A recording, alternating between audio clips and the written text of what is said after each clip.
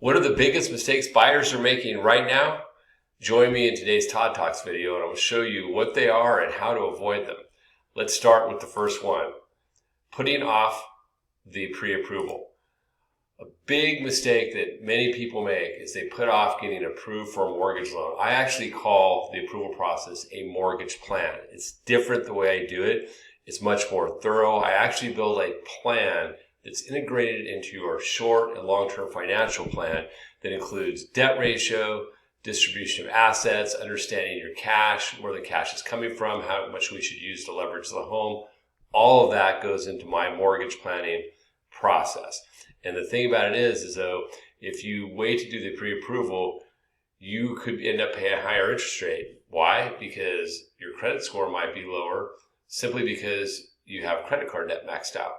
There's things that you could have done to prepare from a credit point of view if we had ran a soft pull, looked at your credit early on, and built a plan.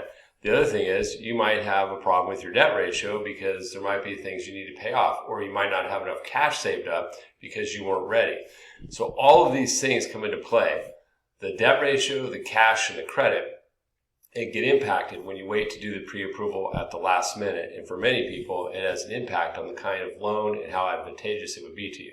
So let's look at the next one. Holding out for perfection. This one's pretty simple.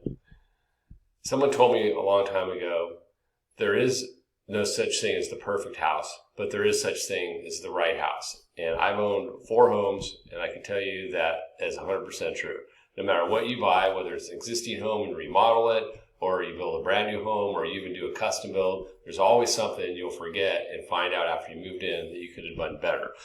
And quite often people look and their list is like this big. What you want to do is you want to look, and if you have a partner, if you're married, going to get married, you have a partner, you're buying a house, or if it's just you, whatever the case may be, you want to make a list and you want to reduce that must-haves down to about 3 items so that the rest are flexible. If you do that, you'll find the right house, have a great investment, and be really happy. Let's look at the last one. Buy more than you can afford. That's a big deal right there. So let me tell you what most lenders do. Most lenders do a max qualification. What that means is you fill out an application based on the income. They usually don't even verify your income, but based on what you tell them your income is, they max qualify you. The problem with that is it may be way over what you can afford. There are a certain level of debt ratio, and I'm going to tell you what those are. Your housing payment, to be sustainable, should be around 31% of your gross income. Conservative is 25%, stretch is 33%. You can get approved up to 43%. But the only time you want to go up to those where you're doing 40-45% of your qualifying income is that if you have other sources of income, or maybe someone else is going to be living that are on a loan, like another reason why you can afford that payment. But if it's just you, or you and your husband or your partner, and you're going up over a certain percent of income as far as your housing ratio, you're going to be house poor, you're going to be painful, and you end up having a really sour taste in your mouth and selling that house and probably not making a whole lot of money on that house. Even though homes are going to go up at 4% per year, if you go to sell it, you end up breaking even by selling it after the first year.